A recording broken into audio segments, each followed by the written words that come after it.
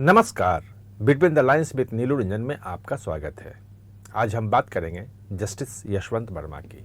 जी हाँ, वही जस्टिस यशवंत वर्मा जिनके घर पर होली की रात में आग लगी थी और बताया जाता है कि उस कमरे में, जिस कमरे में आग लगी, वहाँ पे बहुत सारे नोट जो थे, करेंसी पड़े हुए थे और उसमें बहुत सारे नोट भी जल गए थे। अगले दिन जो बाहर कूड़े के ढेर हैं उसमें जले हुए नोटों के टुकड़े भी मिले थे और अब सरकार उनके खिलाफ इम्पीचमेंट लाने की तैयारी में है, महाभियोग ला करके उनको हटाने की तैयारी में है, क्योंकि उन्होंने रिजाइन करने से मना कर दिया है। ये भी माना जा रहा था, सरकार की तरफ से कहा जा रहा था कि इम्पीचमेंट सीधे पास हो जाएगा, क्योंकि सुप्रीम कोर्ट की एक कमेटी जो है 4 जजों की, वो पहले ही उनके खिलाफ जांच कर चुकी है, तो अब उसकी ज़रूरत नहीं पड़ेगी और वो जो इंक्वायरी कमेटी है सुप्रीम कोर्ट की, उसी के आधार पर इनका इम्पीचमेंट हो जाएगा। लेकिन जो कानून की धाराएं हैं, अब जो दूसरे कानूनविद हैं वो कह रहे हैं कि अगर ऐसा हुआ तो गलत होगा, ये चैलेंज भी हो सकता है, ये नहीं कर सकते हैं।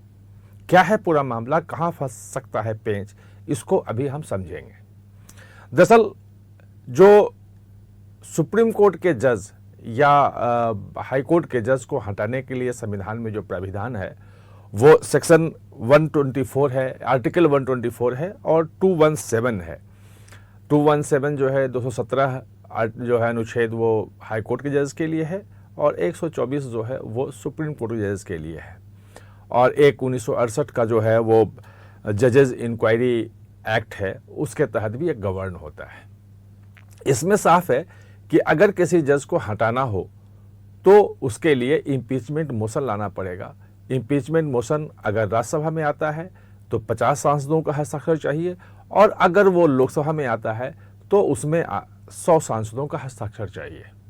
और अगर वो उसके बाद इतने सांसदों के हस्ताक्षर के बाद अगर वो वहाँ पेश हो जाता है तो उसके बाद जो लोकसभा के स्पीकर या राज्यसभा में हो तो वहाँ का ये एक इंक्वायरी कमेटी का गठन करेंगे, जिसमें एक जो चीफ जस्टिस ऑफ इंडिया हैं उनके प्रतिनिधि होंगे, उनके बिहाफ पे कोई होगा जज सुप्रीम कोर्ट का, एक कोई हाई कोर्ट का जज होगा और एक कोई विधिवेत्ता होगा जो कानूनविद है वो होगा। और ये 3 लोगों की कमेटी जांच करेगी और ये कमेटी सिर्फ जांच नहीं करेगी, जिसमें जज को जिसको हटाना है उसकी बात भी सुनी जाएगी, उससे क्रॉस एग्जामिन होगा, उसको अपना पक्ष रखने का मौका दिया जाएगा। और अगर उसके बाद भी वो कमेटी ये मान लेती है कि सचमुच में जज ने गलत किया है, गड़बड़ किया है और अपनी रिपोर्ट में कहती है कि हाँ जज दोषी पाए गए हैं इसमें, तभी इम्पीचमेंट हो सकता है। और यहीं पे पेंच फंसा है, इसी जगह पे पेंच फंसा है, क्योंकि अब जब इम्पीचमेंट के लिए पूरा पार्लियामेंट तैयार है, सभी दल तैयार हैं, सभी दलों ने सरकार को एक तरह से कह दिया है कि आप इम्पीचमेंट मोशन लाइए, महाभियोग का प्रस्ताव लाइए और हम जो आपके साथ देंगे सब सम्मति से पास होगा। जो सरकार की तरफ से माना जा रहा था, जो बताया गया था, वो ये कि चूंकि सुप्रीम कोर्ट ने पहले से इंक्वायरी कर ली है, 4 हाई कोर्ट के जजेस की कमेटी थी, तो अब नई कमेटी की जरूरत नहीं पड़ेगी। लेकिन कानून ये नहीं कहता है।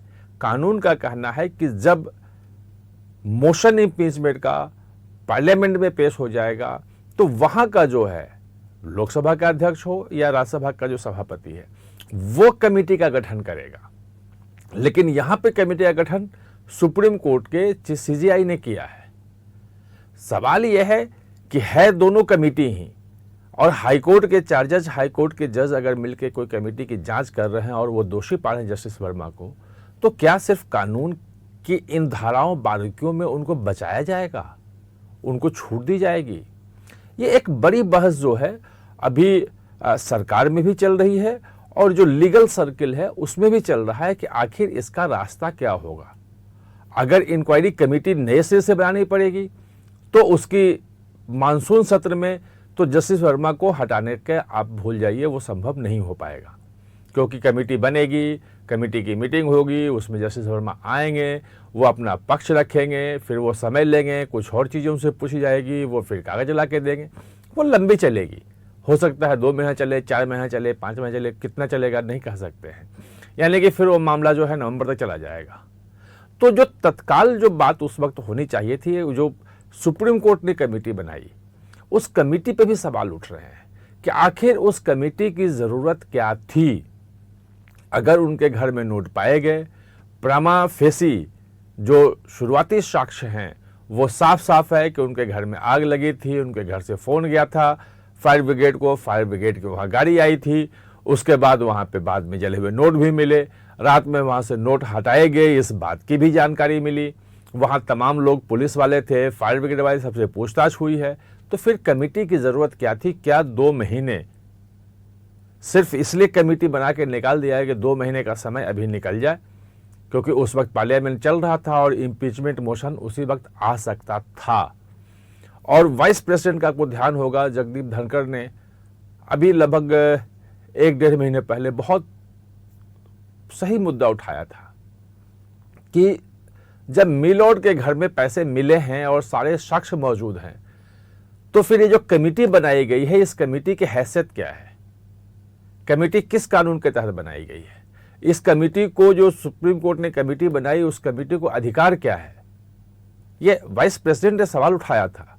और आज जब ये बातचीत हो रही थी और मैं तमाम पक्ष और विपक्ष में जब तर्क सुन रहा था, तो मुझे ध्यान आ गया उनका कि उन्होंने कितनी बात सही कही थी। क्योंकि इम्पीचमेंट आने के बाद जो मतलब सदन का जो अध्यक्ष है या सभापति है, राज्यसभा का सभापति या लोकसभा का अध्यक्ष जो है, अगर वो कोई कमेटी बनाते हैं तो कमेटी संविधान की धाराओं के तहत बनती है और उसका अधिकार क्षेत्र होता है, उसकी रिपोर्ट की मायने होती है, इस रिपोर्ट के आधार पर इम्पीचमेंट किया जा सकता है। लेकिन जो सुप्रीम कोर्ट ने कमेटी बनाई, उस कमेटी का क्या आधार है? भाई, संविधान के या किसी कानून के किस धारा के तहत वो कमेटी बनाई गई थी? ये एक बड़ा सवाल है और इसमें कहीं ना कहीं से लगता है कि कहीं जस्टिस वर्मा को पूरा बच निकलने का एक ढंग अच्छे तरीके से मौका तो नहीं दिया गया। पता नहीं, कह नहीं सकते हैं, क्योंकि जांच तो हुई नहीं। और जांच तो जैसा कि उपराष्ट्रपति ने कहा था कि जांच जो सिर्फ कर सकती है वो पुलिस कर सकती है। वो जांच का अधिकार जो है वो पुलिस को है। वो पुलिस में तो कोई केस ही नहीं हुआ, पुलिस में तो कभी तक एफआईआर ही नहीं है। और एफआईआर इसलिए नहीं है क्योंकि वो हाईकोर्ट के जज अभी भी हैं, रिजाइन करने से मना कर दिया है। तो ये पेच फंसा हुआ है। अभी सरकार इस मामले में बहुत सारी चीज़ें, कंसल्टेंसी चल रही है, पूछताछ चल रही है कि इसका रास्ता क्या निकाला जाए, वे आउट क्या निकाला जाए।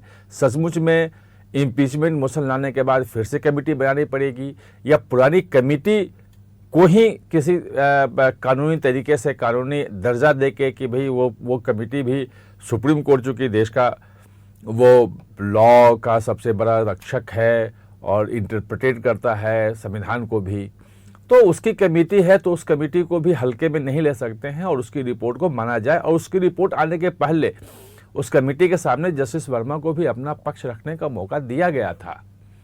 तो जो प्रोसेस इम्पीचमेंट के बाद वाली कमेटी करती, वो पूरा प्रोसेस पहले हो चुका है। अब देखना है कि अभी 21 जुलाई से पार्लियामेंट का सेशन शुरू है, उसी वक्त इम्पीचमेंट आएगा। उसके पहले सरकार क्या रास्ता निकलती है, कैसे करती है, ये देखना थोड़ा दिलचस्प होगा। आप हमारे साथ चर्चा में जुड़े, इसके लिए बहुत बहुत धन्यवाद। और हाँ, चैनल को सब्सक्राइब करना ना भूलें, इसका बेल आइकन दबाएं ताकि नया वीडियो कोई भी आए तो उसका नोटिफिकेशन समय पे आपको मिल जाए।